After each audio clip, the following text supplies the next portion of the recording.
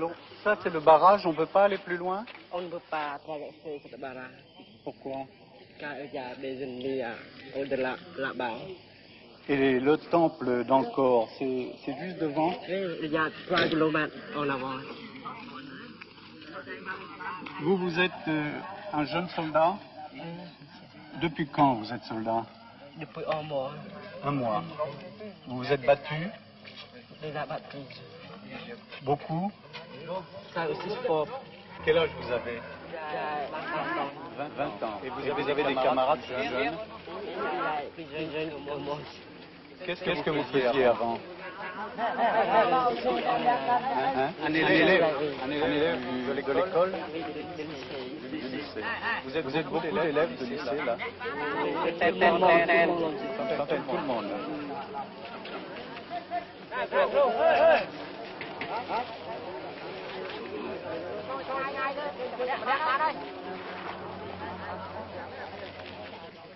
Là, nous trouvons de nouveau un léger barrage.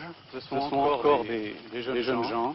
Et au-delà, après, il doit y avoir la conservation où Bernard Grelier, avec deux de ses assistants, sont isolés depuis maintenant 2 semaines.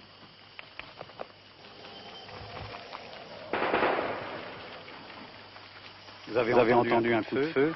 De temps en temps, on aperçoit des habitants qui évacuent ce qu'il leur restait.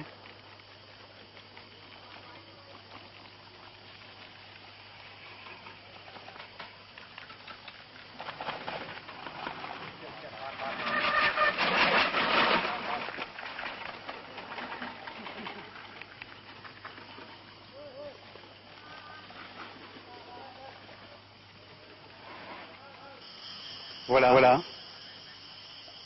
Après une route déserte, tout d'un coup, les deux drapeaux français, c'est l'école française d'Extrême-Orient et la conservation du monument d'Angkor.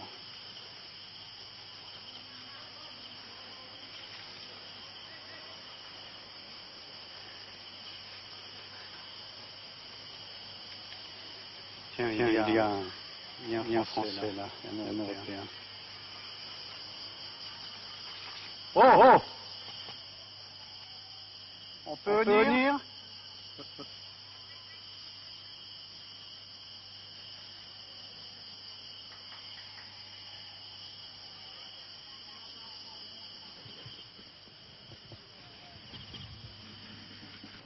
Ça, c'est notre dépôt principal où nous avions systématiquement rentré toutes les statues, tout ce qui restait dans les monuments ou ce qui était découvert au fur et à mesure, d'abord pour les protéger, les restaurer. Malheureusement, ce bâtiment n'avait pas été prévu pour la guerre. Alors, en première mesure d'urgence, nous avons retourné les pièces par terre et à l'extérieur. Nous avons protégé les fenêtres contre les éclats. Et alors maintenant que nous avons un tout petit peu plus de temps et de possibilités d'action, alors nous organisons systématiquement l'intérieur. Alors, qu'est-ce que c'est ça? Ça, c'était autrefois. Nous avions ici les collections céramique, bronze et bois. Et dans les premiers jours des accidents militaires, nous n'avons pu faire autre chose que de les coucher de toute urgence, qui donne un peu cette impression de charnier ou d'ossuaire. Alors nous allons maintenant, bien entendu, d'abord emballer les choses les plus précieuses et ensuite protéger les autres. C'est joli, ces mains dressées, on dirait qu'il supplie, là. C'est d'ailleurs, plus exactement, c'est un geste qui nous convient, ou qui nous conviendrait parfaitement si nous avions leur rectitude morale, n'est-ce pas? C'est le geste du Bouddha qui exprime l'absence de crainte. Et on peut espérer, au fond, qu'avec tous ces gestes d'absence de crainte, nous éviterons, justement, que la conservation puis les monuments soient endommagés. Alors il y a quelques pièces très très belles que nous venions de restaurer, justement, qui devaient aller de toute façon au musée national et qui vont s'y retrouver pour être plus tard exposées quand les temps sereins sont revenus. Ça, c'est une admirable chose. D'abord, nous avons emballé les pièces les plus belles, les plus importantes, tous les bronzes. Cela, c'est déjà parti sur Phnom Penh. Le musée national de Phnom Penh va devenir le refuge, n'est-ce pas, des choses les plus importantes de l'art khmer. Et ça, là, vous avez blindé avec quoi? Ça, ce sont les plaques perforées qui protègent les caniveaux en temps normal. Ça fait une très bonne protection contre les éclats et les balles perdues. Et nous pensons que dans quelques jours, quoi qu'il puisse arriver, j'espère qu'il n'arrivera plus rien, mais enfin, quoi qu'il puisse arriver, l'essentiel de notre collection sera raisonnablement protégé. Est-ce qu'il y a eu des dégâts? Alors, à l'intérieur de la conservation, par miracle, à peu près rien. Il y a eu un certain nombre d'obus de mortier et de balles qui sont, mais il n'y a rien eu. Il y a même eu un nouveau miracle de la géographie bouddhique, car, vous allez voir là-bas tout à l'heure, nous avions 5 immenses statues de l'Avalokiteshvara, devant lesquelles un obus de mortier est tombé, et alors que le mur derrière a été criblé d'éclats, les statues n'ont rien reçu. Je vais un mortier 60 qui est tombé juste devant, et alors c'est évident parce que le mur a encaissé les éclats.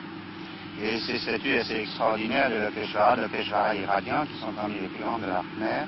Nous avions rentré récemment avec beaucoup de mal d'ailleurs, car elles étaient à 40 km au nord d'Angkor, et il avait fallu faire une piste spécialement pour les rapporter. Eh bien, elles ont subi leur baptême du feu, absolument impavide, car aucun éclat ne les a touchées. Même pas parce que je vois la Ah non, non, ça c'était le grès qui desquamait, c'est d'ailleurs pour ça que nous avions rapporté, n'est-ce pas, le grès s'abîme terriblement sous l'action du climat, elles étaient en plein air. Nous avions rentré. Et vous voyez, les éclats ont moucheté tout le mur derrière, entre les statues, sans les atteindre.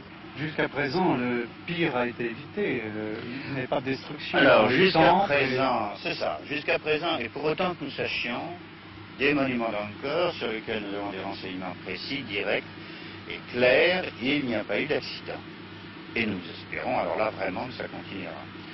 Et vous avez peint des drapeaux français sur le sol et des drapeaux français vous en avez mis à l'entrée. Ah, alors les drapeaux français, c'est ce que nous avons fait en première urgence. Tout à fait au début, nous n'avions à ce moment-là aucune protection et nous avons appliqué le vieux principe de la Convention de Vienne, c'est-à-dire d'arborer le pavillon national en berne en signal de détresse. Et jusqu'ici, la conservation a été encadrée et heureusement qu'est-ce qu'on a préservée. On entend un coup de feu là.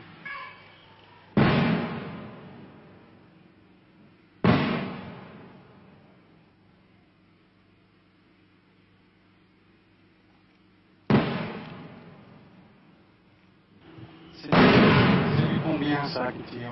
Je crois que c'est du 105, c'est la batterie de protection qui est au PC juste à côté. Alors ils font des tirs d'interdiction à peu près régulièrement, le matin et le soir en particulier. Ça claque sec, hein? C'est sec, oui, puis alors nous sommes sous le vent. Mais alors ces obus vont tomber où?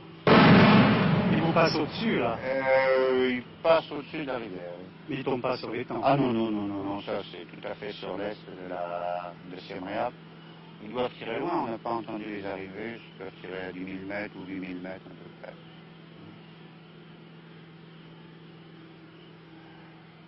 Qu'est-ce que c'est tous ces petits-enfants, ces amis? Ce sont des réfugiés ici? Ah, c'est ça, oui. Tous les employés que nous avons pu regrouper autour de nous sont venus se réfugier ici avec leur famille parce que leurs maisons sont soit dans la zone de tir, soit dans la zone non occupée, non contrôlée.